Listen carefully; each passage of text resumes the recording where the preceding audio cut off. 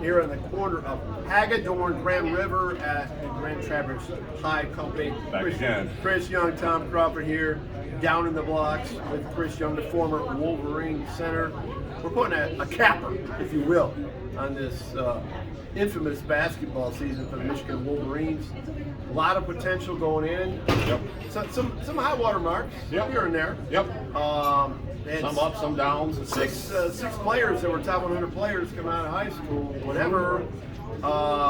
Regardless, it's over with. A debacle in Nashville at that crazy gymnasium at Vanderbilt. It looked like the CCRB at certain angles. Yeah, it looked like there was nobody there at some point. You could see like the cheerleaders and maybe the head of one of the coaches, and that was it. Benches are in the end zone. We all know about Vandy. It's part of their trademark. Yep. Anyway, let's just start. The one thing I like about CY is he brings it. He's not a glass half filled, not glass half empty. He's just totally transparent when it comes to his beloved Michigan Wolverines. Let's talk about the Vandy game. What made you disgruntled to the point you had to go for probably a long walk after that? Well, I mean, for starters, whatever the issue was with Kobe Buck. Yeah. Okay, they said he twisted his ankle the night before in practice. Right at the end. Right at the end of practice. Like basically as he's like walking off the court, like the last little thing they were doing or Did whatever. you believe that? I believe he had some kind of injury. I don't know if that's exactly when it happened or whatever. I mean, I'm sure there was a little gamesmanship. It might have happened a couple days before, and they just kept it really under wraps, and then they had to say something coming into the game so Vandy didn't know how to prepare. Right. But, I mean, if it's an NCAA tournament game and not the NIT, does he play? Yeah. Oh, he's playing. He's playing. So why doesn't he play in the NIT game? Yeah. For one. So that really got me. You know, whatever's going on with Jet, he's got some kind of lagging ankle injury, is what it is. We're actually a much better defensive team without him. And so I looked at that as, okay, here's a big opportunity. We got a lot of guys playing a lot of minutes that they're not used to playing. Yo-Yo came in and played pretty well. Not bad. And, you know, gave some good solid minutes, and we're like, okay. And then all of a sudden you look up and it's like, holy shit, we're going to win this game. Yeah, up by 8 with about a minute to go. About a minute to go with the ball. And it's like, okay, we're going to win this game. And all of a sudden, turnover, timeout, turnover, stupid play. And we lose by 1. Yeah. And it's like, how the hell is this possible? Yeah. How is this possible that we can't get the ball over half court? And when we do get the ball over half court, we still turn it over. Right. I'm standing in my living room screaming at my TV because Michigan ran the same press breaker every time. Yeah. Doug's off on the one side getting triple T. He's not getting the ball. Hunter flashes the ball, catches it, tosses it back to T-Will. Yeah. Turnover. Well, 3 turnovers in the last minute. why, if I'm Hunter Dickinson, why don't you catch it, wave him out, you bring the ball. Yeah. Well, Hunter's not the best ball handler. But you don't have to be the best ball handler because you're playing against another 5.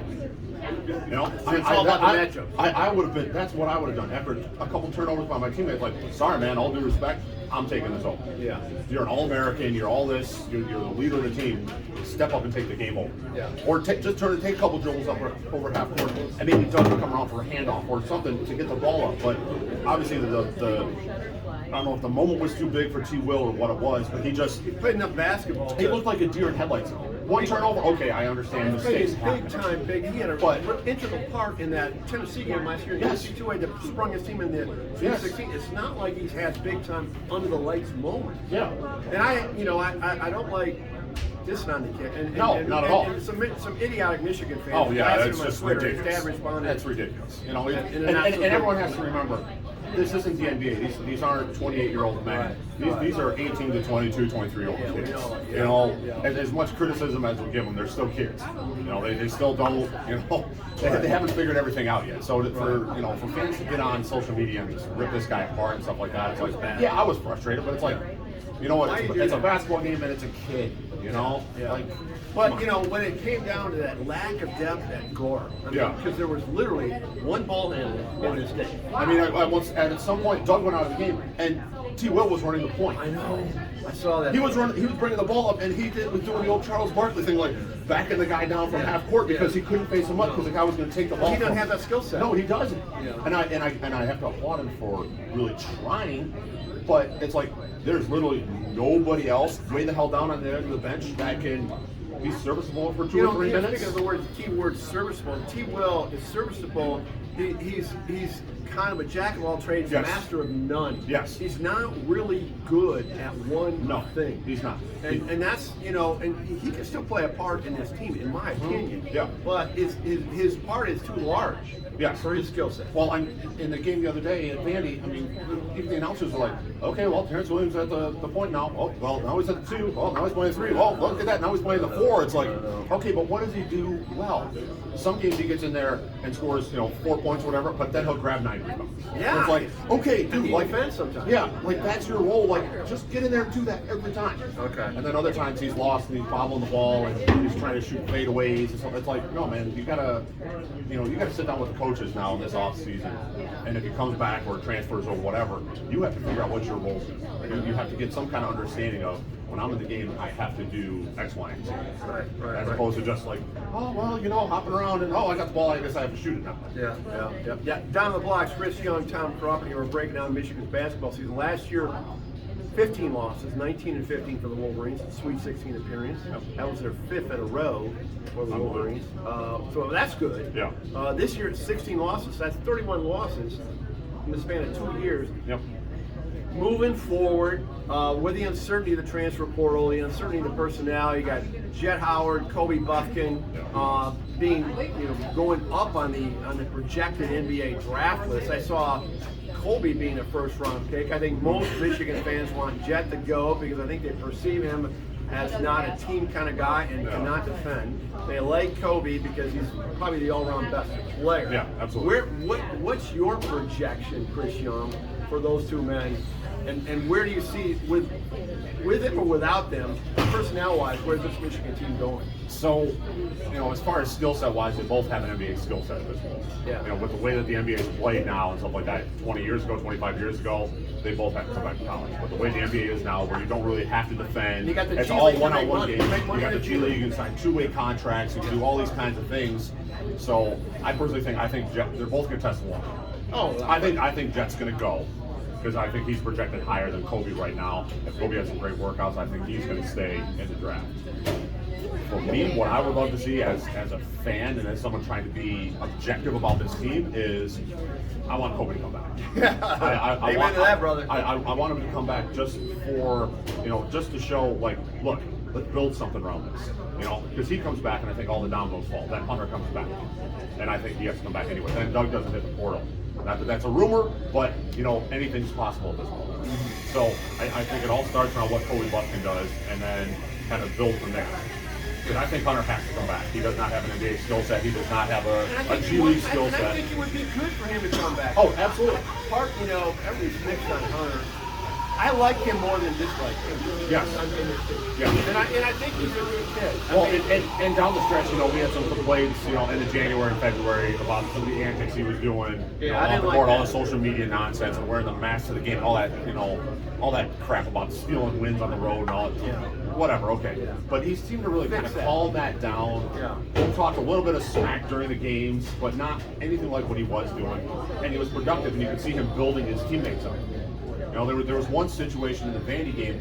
Hunter catches the ball, looks over his shoulder, and dumps it down to Terrence Reed, who's cutting down the lane. And Terrence kind of gets it, bobbles it, because he doesn't know what to do when he gets the ball right underneath the rim. True. And he gets it knocked out of bounds. Yeah. And Hunter goes over to him, grabs him around hip, and says, "Can't you get the ball?" And you can see him and dunk it. And he's starting to develop into that leadership, that coach on the floor, which is what we've been looking for from him. They're for still years. not, but Hunter, personality-wise, he's still not the alpha dog in the room. No, God, no. Okay, and that's the thing with this team. We didn't have one. Well, I think Doug potentially could be that guy. Yep. And because Jet Howard has mentioned about his leadership skills, fellow freshman. Yeah. And I think Kobe could be that way if he comes back. Yep. If he ramps that up, because Michigan is lacking the Jalen Pickett of Penn State alpha dog. Yes. This Joel The kid from Bowie, the Kansas yeah. State point guard. Yeah, the K-State, yeah. They don't have that guy. They don't have a You dog. need that guy, especially when it comes to Mark. Yes, They don't absolutely. have that guy. Well, and like I said, I think Doug can do it, but he came in as a freshman thinking, I'm going to play a little bit, and it's going to be Jalen Llewellyn's team. Yeah. He's the starting point guard, and I'm just going to have to find my role and fill in my role. Well, Llewellyn goes down in December, then all of a sudden they're like, okay, here you go. And it's tough to go from that mindset of, okay, being, kind of the guy that steps back to, okay, I have to step up, I have to lead, I have to tell everybody what to do, and I don't really know what the hell I'm doing right now. Right. So that's kind of a tough transition. He could get to that point. He's definitely got the personality, and he seems like he's got the moxie for it, but he's not quite there yet. And then there was just nobody else on the team that wanted to step up and that wanted to get in someone's face and step up and lead the team. And I don't care if it's, if it's Yo-Yo that comes in or whoever, just someone step up and lead this team. Yeah. Lead the team and also shoot from the perimeter. I mean, we're talking about needs of the team moving forward here. Chris Young, Tom Crawford here at the Grand Traverse Pie Company, corner of Hagedorn and East Grand River, near the Michigan State campus, but we're talking maize and blue kind of stuff. But perimeter shooting, you look at the finalist team of 2013 with Trey Burke, Nick Stauskas. I mean, he had guys who could knock it down. Yep. The 18 title game team, you had Isaiah Livers on that team, Duncan Robinson on that team. Yep. You had guys that could knock down shots. And was Derek Walton on that team? And I'm trying to think.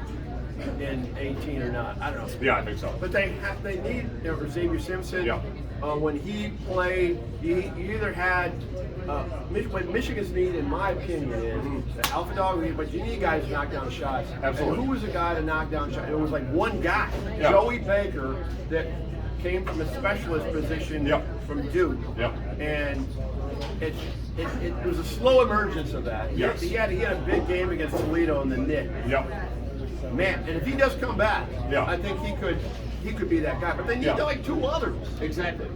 Well, and it's difficult to compare, this year's Michigan team to the 13 team. And I'm not talking about overall personnel. I'm talking about coaching style and the style that they wanted to play. Yeah. I mean, that was 13 was an amazing team, but it was a Beeline-led team, and Coach B loved the three-point shot. Yeah. And actually, it was Jordan Poole, the 18 guy that I was trying to think of that hit the perimeter. Yeah. I think and that's what they focused on. And that's what they worked on all day, every day in practice. Yeah. And I said it for a long time back then. If Michigan makes 12 to 14 threes a game, they win the game. If they make under 12, they lose. And you can go back and look at the record, and that's pretty much held up because they shot 25 to 33s a game. Now this team that Juwan has put together consistently over the last couple of years, that's not what they do. They want to kind of attack. They want to put the ball inside because they got a dominant big man. But also there needs to be that three-point shooter. And Joey Baker finally woke up, coming to the end of February, beginning of March. And I think it was him seeing that oncoming train of his college career ending and his basketball career ending. And he was like, the way he played against Toledo, knocking down shots, attacking, really putting his shoulder down and attacking the rim. Where it's like, dude, you do this all year. You're a second, third team All Big Ten guy. But he didn't quite have that. But so if he's able to come back, that'll be huge. It will be huge. And granted, at that point, he'll be 24 years old also, which also right. Now I'm gonna go back to that 17 team that got to the Sweet 16, that lost to Oregon. Derek Walton, I think that was his last year. Zach Irvin was in the backcourt. Yep. So he had two guys who could knock down shots. Yep. And I know the Beeline style is different. And I think Juwan, let's go to this fork in the road thing. We'll talk about with Jim. I've talked about this in a couple of podcasts. Jim Harbaugh in 2020, we were like, this Harbaugh thing's not working out. Yep. Okay, dude, you need to leave, go to the NFL, go chase your dream, bye-bye. So he changed. Yep. And I saw Big Ten Media Days. He was a different guy. He lost weight. I think he had some personal things going on that he cleaned up. And his team, all of a sudden, the culture changed. Well, with Harbaugh, the culture changed, and he made a couple fine-tuning things on his coaching staff, which was okay. And getting tying this into basketball, the staff's been very cohesive since Juwan's been here. There's been no changes at all. Donnie Howard and Phil Martelli. With Jay Smith, as Novo and Chris Hunter, filling in also. There's been no changes. Well, all the writing on the wall and everything is that Martelli is going to retire. Yeah, that's all I keep hearing. He's older than me. Yeah, and he doesn't want a head coaching job anymore. No. He doesn't want all that responsibility. He doesn't want to travel around and recruit and do all that stuff. So, so it shakes up. Do you promote from within, or do you go out and you find the next Phil Martelli? Yeah, and that's what you got to kind of look at and figure out. Okay, what do we need? Like, how is this going to work? Sure. We got the guy that's going to work with the guards. We got the guy that's going to, kind of put it together with the wings. Like, we obviously with Juwan, we got the guy that's going to work with the bigs, but now we need someone that's going to help with the overall. We need an offensive coordinator. We do. We need someone that's going to be the offensive coordinator, but also can help Juwan with the in-game things. Because you saw, since Juwan's been the coach, Martelli's up in his ear 40 times. He sits right next to him. Sits right next to him, and you can see he's telling him, okay, we got this many timeouts, there's this situation, and helping him out because Juwan is like, he's still kind of got that little bit of a player when he gets a little dialed into certain things where he doesn't. And he's standing up a lot. I mean, he's like a lot of, maybe more so than the average guy. Yes. So we got to go and figure out whether it's we find a young guy and kind of plug him into that spot and bump everybody up, or what it is. But there's going to be a little bit of an assistant coaching change at Michigan here coming up pretty quick. Yeah, I think there will be, and there needs to be. I mean, you got to shake it up a little bit. Things aren't working, and like I said, the 31 combined losses, it's not working. But that's the thing too is, what do we have? 13 games this year decided by 6 points or less. I mean, if half of those flip to W's, we're a top 20 team, and we're sitting here right now preparing for Michigan to play tomorrow in the Sweet 16. Well, the Indiana game in Ann Arbor. I mean, they would have been the tournament. Well, all it took was like one in the regular season one. The Illinois double overtime. Right before that. Still, the second half of the Rutgers game. From is what disturbed me from a cultural standpoint. Of how did that happen? I mean, because they looked like they didn't want to be there, and they were up against the wall. And that's where the alpha dog in the room is not there for Michigan basketball. Yeah, exactly. As much as I don't like Draymond Green, I have to respect him. Even when he was at State, he was the alpha dog. He was the guy that would get in people's faces. Martin Cleave.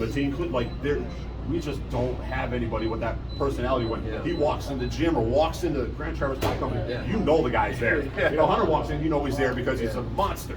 But no one that has that bigger than life personality. No, he does. He doesn't. You're right about Hunter. He doesn't fill up a room. He if you hang around NBA guys, they all have that. They all have that. Man, you walk in and it's like, man, he's over there. Because he just the aura. And Michigan doesn't have that. It's like, here's a great comparison. We had the post-game pressures at Chrysler. So when Hunter Dickinson walks in the room, he doesn't, like you said, he's not a dynamic person. When Aiden Hutchinson in football walked in the room post-game, you knew he was there. I mean, it wasn't just the physical stuff. Just the way he carries himself. He carries himself. I think he's a big football player. I understand that, but it's just different, and that's what Michigan basketball. They need a Hutch on this. They need a Derek Walton. They need a Zach Irving. They need somebody. Xavier Simpson was a tough dude. They need a Xavier Simpson, someone that'll punch you in the mouth and then pick you up and give you a hug. They need a Zach Novak.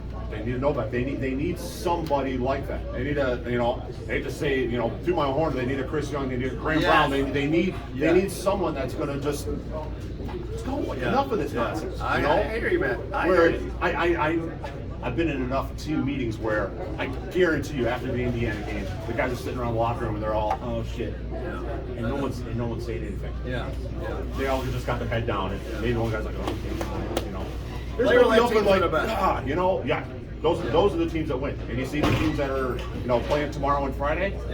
They're player-led teams. They are. You can tell. You can just tell by the personalities on those teams. It's like.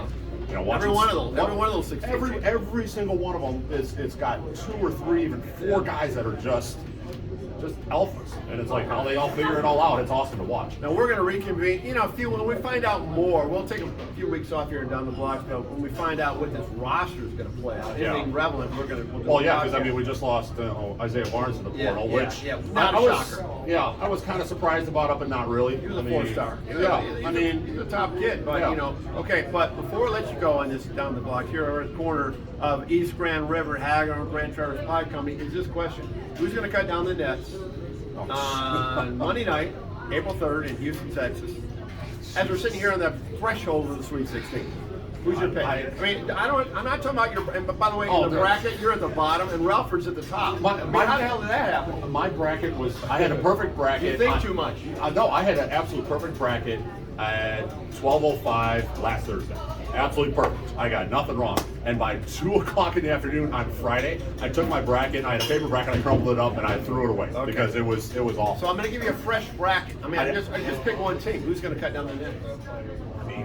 I think the game between UCLA and Gonzaga That's going to be You ready to Gonzaga? no. I think that's going to be a very telling game because I think UCLA has got the ability to win the whole thing. Yeah, but it's a matter of how they come out and play against Gonzaga. I picked Texas to win it all. You don't think? What are they lacking in your mind? I just don't know if they have the. I think they're turnover prone. I don't think they're necessarily got enough to get there. Unfortunately, I hate to say it, but State's got a fairly easy road to at least get to the Final Four. Yes. I mean, which is a spooky thing to say sitting in East Lansing, because then we're going to have to hear about it for next year. We respect Michigan State, but we don't like Michigan State. Yeah, absolutely. That's just being real. Yeah. I mean, and I love it. I mean, I know so many.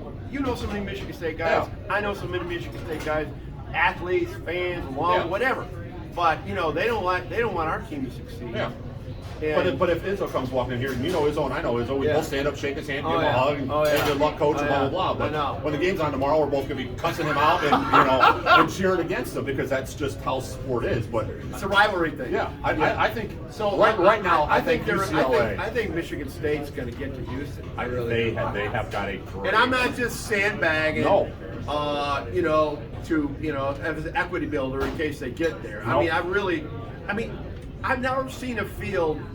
There's 12 of those 16 that could win it all. Oh, absolutely. And that's why it's basically this is a portal thing and all that. It's a flip of a coin as to really who can win it. Because I had Duke winning the whole thing because the way they were playing coming into February and March, and then they end the game with 24 turnovers or something like that, and just peed on their leg. It's like anybody's capable of that. I don't care how good you were playing last weekend or last game. I mean, anybody's capable of turning the ball over, missing shots.